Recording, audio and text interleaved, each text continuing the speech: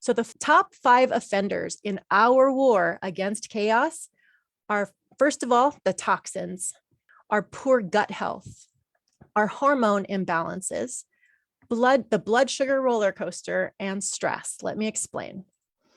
Toxic overload. Toxic overload is a result of toxins in our food, water, air, the containers that we heat our food up in, beauty products. There's so many toxins in our world.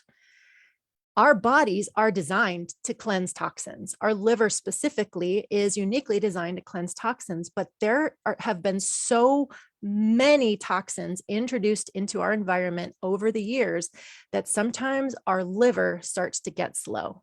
And as a result, our metabolism gets slow. As a result, our hormones get out of whack. Stress happens, everything, because of the toxins in our environment.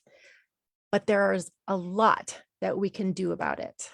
But next, gut health. We hear gut health all the time, but here's the skinny on the gut health. There are 38 trillion microorganisms living in and on our body. They outnumber our actual cells 10 to 1, and they contribute to more to your survival than even your own DNA. See, our microbiome alone has 10,000 strains of bacteria in our gut and other microbes. And all of it is unique to you. You're like a snowflake. These things are different for every single person. They support our digestive health, micro and macronutrient synthesis. I know that's difficult to say, but basically how our body absorbs vitamins and minerals and carbs and proteins and things like that. Our immune health, it contributes to our immunities, it contributes to our cognitive health, our ability to think straight. And it's known as the second brain, our stomach is, because it has almost as many neurons as our actual brain does in our stomach. Did you know we create 90% of our serotonin in our gut? So the health of our gut is pretty important if we want to feel emotionally regulated and at peace. But the American diet is extremely destructive to our microbiome. And the practice of going on and off of so many different extreme yo-yo diets can actually destroy it and severely damage our metabolism. More and more people are experiencing leaky gut syndrome, which is when the lining of our intestines start to wear thin and it lets food particles into our bloodstream. This causes confusing allergy symptoms and it wears down our immune system because our immune system is spending so much time fighting all of those little foreign particles.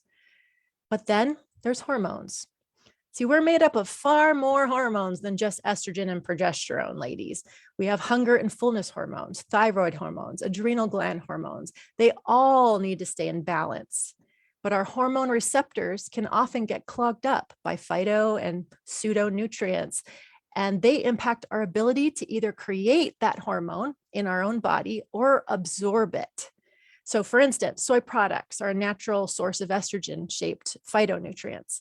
They are shaped like our estrogen receptors. So they fit perfectly into this little bucket, like those little kids' toys. Remember when you have like the circle fits in the circle and the block fits in the square. And that's what, this particular phytoestrogen does, is it sits inside the estrogen receptors.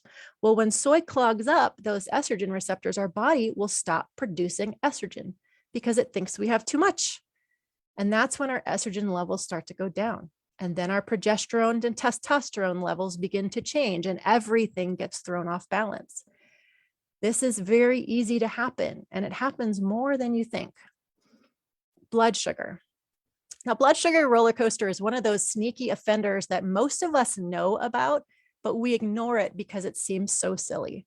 But I would venture to say that blood sugar is one of the primary root causes of energy level swings, insomnia, crazy cravings, brain fog, all of that stuff. See, how we balance our macronutrients, that's protein, carbs, everything, what times of the day we eat, even how much water we drink. These are all things that impact our blood sugar, not just the coffee and donuts in the break room, trust me. And yet sometimes the little habits are the ones that we have the most trouble executing. Why is that? Finally, yes, this is the big one, stress. Our body has an on-off switch called our central nervous system. When it's on, the sympathetic nervous system is flooding our bodies with hormones such as adrenaline and cortisol. These are good hormones. We want to have adrenaline and cortisol, especially if we're being chased by a bear or, fighting to protect our children from an offender.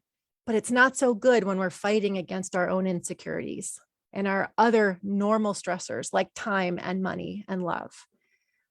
When our fight or flight switch is in the on position too long, we simply can't digest our food. We can't sleep. We can't metabolize our food. We can't think straight. And we end up exposing ourselves to long-term levels of hormones that were only meant to be used every once in a while to save our life. This causes inflammation. And inflammation is the root of all diseases, all illnesses, and all pain. Now that we've identified the chaos, we've identified the top offenders, let's explore some possible solutions. Now, this was one of the questions of my chaos quiz. So some possible solutions that people had tried: yoga, coaches, doctors, exercise, meditation, personal development programs, medications and supplements, prayer, reading books and web searches, therapists. All of these are very valuable solutions. But then I asked the question, did any of these solutions help? Yeah. One person said, yes, prayer, yoga, and meditation, except in choose the standing position. I'm not quite sure what that means, but I find it very vigorous and rejuvenating. That's awesome. And yes, I exercise and plenty of water and rest. Very simple changes, right? Some of those things really helped. And another one, to some degree, all helped. 2 people of all the people that answered said that some of the solutions helped. But yet they're still experiencing that chaos. But then this was another question. Which one didn't help? Meditation. I just can't sit still long enough and quiet my brain enough. Doctors, therapists, medications.